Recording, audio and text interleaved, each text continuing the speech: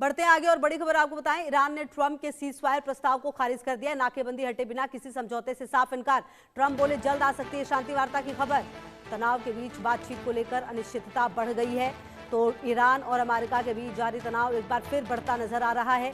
Iran ने अमेरिकी राष्ट्रपति डोनाल्ड ट्रंप के सीज फायर प्रस्ताव को एक तरफा बताते हुए साफ कर दिया है कि वहां मौजूद हालात में किसी भी युद्ध विराम के लिए तैयार नहीं है। ईरानी संसद के स्पीकर मोहम्मद बागेर गलीबाफ ने कहा, जब तक अमेरिका ईरान पर लगी आर्थिक और सैन्य नाकाबंदी नहीं हटाता तब तक सीजफायर पर कोई बातचीत संभव नहीं है।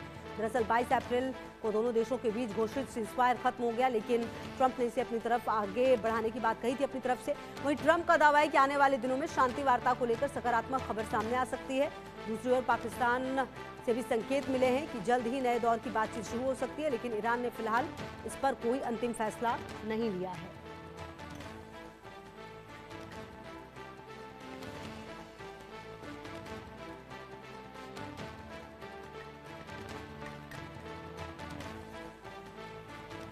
तो आपको बता दें कि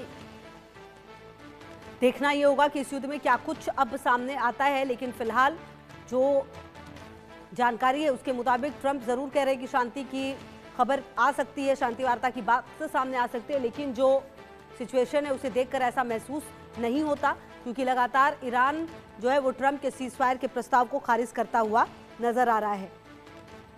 हालांकि पहला मौका नहीं है, इससे पहले भी ट्रंप की तरफ से लगातार तमाम दावे जरूर किए गए और उन तमाम दावों को ईरान जो है वो कहता रहा कि ये तमाम दावे गलत हैं। और अब इन सब के बीच देखना है कि किस तरीके से इस पूरे घटनाक्रम के बाद अब तमाम बातें सामने आती हैं। और कहीं ना कहीं देखिए इस युद्ध के दौरान अब ये भी है कि जो सीजफायर की बात कही जा रही है आखिरकार वो कितनी सही है, क्योंकि सीज फायर के दौरान भी जो इजराइल है उसकी तरफ से हमले लगातार होते रहे हैं लेबनान पर। तो कुल मिलाकर आपको बता दें कि कुछ ग्राफिक्स के जरिए भी हम आपको बताने और समझाने की कोशिश करेंगे कि आखिरकार ऐसा क्यों कहा जा रहा है और क्यों ये सीज फायर जो है वो सीज फायर की तरह नहीं लगता। आप देखिए होर्मुज स्ट्रेट में 3 कमर्शियल जहाजों पर गोलीबारी हुई है। होर्मुज में बिगड़ते हालात, कैसे ये हालात बिगड़ रही है हम आपको बताने की कोशिश कर रहे हैं। ईरानी जल क्षेत्र के पास अलग अलग जहाजों पर गोलीबारी हुई है और ये पहला मौका नहीं है, इससे पहले भी इस तरह के जो हमले हैं वो हुए हैं। फायरिंग से पहले IRGC ने गन बोट एक जहाज के बेहद करीब पहुंच गया था। जी हाँ, और ये जो हालात है वो लगातार बिगड़ते हुए नजर आ रहे हैं। जहाज ने अपनी रिपोर्ट में IRGC गन बोट के पास पहुंचने की रिपोर्ट दी है। और मेरे साथ टाइट कर्नल गोपाल सिंह जुड़ गए हैं। सर बहुत स्वागत है आपका। सर मेरा सवाल ये है कि जिस तरह के दावे ट्रंप कर रहे हैं, ये पहला मौका तो है नहीं, इससे पहले भी कई बार उन्होंने इस तरह के दावे किए हैं, इन दावों में कितनी हकीकत है? क्योंकि कहीं ना कहीं जो ईरान है वो ट्रंप की हर बात को कह रहा है कि यह गलत है। जय हिंद, नमस्कार सभी को। देखिए जो आज की स्थिति है उसको मद्देनजर रखते हुए हम तो यही कहेंगे कि ट्रंप साहब बार बार अपने बयानों को वर्जी करते आए हैं अब तक, और अभी भी उन्होंने जब कल जो वार्ता होनी थी इस्लामाबाद में वो वार्ता हुई नहीं, क्योंकि ना तो JD वेंस साहब पहुंचे ना ही ईरान की डेलीगेशन पहुंचा। और ईरान ने साफ मना कर दिया, हम बात जब करेंगे जब आप स्टेट ऑफ हॉर्मुज से अपना नाकाबंदी बंद करेंगे। और इसी बीच IRGC ने 3 जहाज़ों के ऊपर भी फायरिंग की है, उसमें हमारे भारत का भी जहाज है।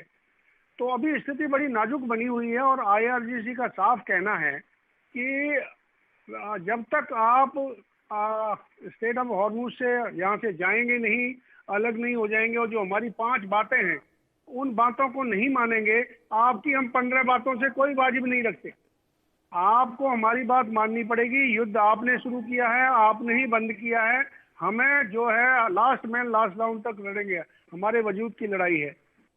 तो इस स्थिति में यदि ट्रंप साहब आगे क्या कदम लेते हैं, अभी कल एक समाचार में ऐसा भी आया था कि पाकिस्तान के द्वारा भी यानी सैनिकों को भेजा जा सकता है ईरान में लड़ाई के लिए। तो अमेरिका और पाकिस्तान भी इसमें कूदने की तैयारी कर सकता है क्या? यदि ऐसा होता है तो ये विश्व के लिए बहुत बड़ा त्रासदी होगी और इसमें चाइना और रशिया इंतजार कर रहे हैं। यदि ये नहीं मानते हैं तो शायद वो ईरान का फुल फ्लैश्ड साथ देंगे। और आप देखते ही हैं कि जिस प्रकार से ट्रंप साहब के साथ में ना तो यूरोप है ना ही उनके सहयोगी देश हैं और आज स्थिति बड़ी नाजुक है उनकी। यदि सही मायने में देखा जाए तो उनके पास में हथियार जो थे, उन्होंने सोचा था कि 4 दिन के अंदर ईरान को हम खत्म कर देंगे, लेकिन तकरीबन 40 या 42 दिन युद्ध चला, उसमें तकरीबन उनके 70% हथियार खत्म हो चुके हैं और उसके अलावा जो भी उनके पास और हथियार थे वो उन्होंने यूक्रेन में दिए। तो इस स्थिति में और जब आगे जो मिसाइलें बनानी है या उन्होंने ड्रोन्स बनाने हैं, उसमें तकरीबन बनाने में 2 से 2.5 साल लगेगा। तो अभी स्थिति बड़ी विचित्र है ट्रम्प साहब के साथ में, और यदि वो सेना को उतारते हैं तो वो उनके लिए डिजास्टरस होगा। जी बिल्कुल। और सर कहीं ना कहीं अब कुल मिलाकर ये माना जाए कि युद्ध अभी कहीं से भी रुकता हुआ नजर नहीं आ रहा। और सर अगर यही स्थिति रही तो भारत में भी तो फिर स्थिति और ज्यादा खराब होगी। अभी तक तो सब कुछ संभला हुआ नजर आ रहा है। आप बिल्कुल सही कह रही हैं। मैं भी एक कहना चाहता हूं कि भारत के 2 जहाजों के ऊपर उन्होंने फायरिंग की है। हमारे ईरान के साथ में भी अच्छे संबंध हैं, अमेरिका के साथ में भी संबंध हैं, इजराइल के साथ में भी संबंध हैं और मिडिल ईस्ट की जितनी भी कंट्रीज हैं उनके साथ में भी संबंध हैं। तो क्या आगे आने वाले समय में जी डिप्लोमेटिकली हम अपने जहाज स्टेट ऑफ हॉर्मुज में भेजें और वहां से अमेरिका को दूर रखें और जहाजों को आवाजाही करें, ऐसा होने की संभावना है। उसमें ना तो चीन को परेशानी होगी, ना ही रशिया को परेशानी होगी, ना ही इजराइल को परेशानी होगी। यदि परेशानी होगी तो सिर्फ अमेरिका को। जी तो ये आगे की संभावना बन सकती है, लेकिन किस स्थिति में भारत सोचेगा ये तो भारत की पॉलिटी ही समझ पाएगी। ठीक है सर, लगातार नजर रहेगी। बहुत शुक्रिया सर आपका हमारे साथ जुड़ने के लिए और अपना वक्त देने के लिए। और यहाँ रुक रहे बहुत छोटे से ब्रेक के लिए, आप रहिए हमारे साथ।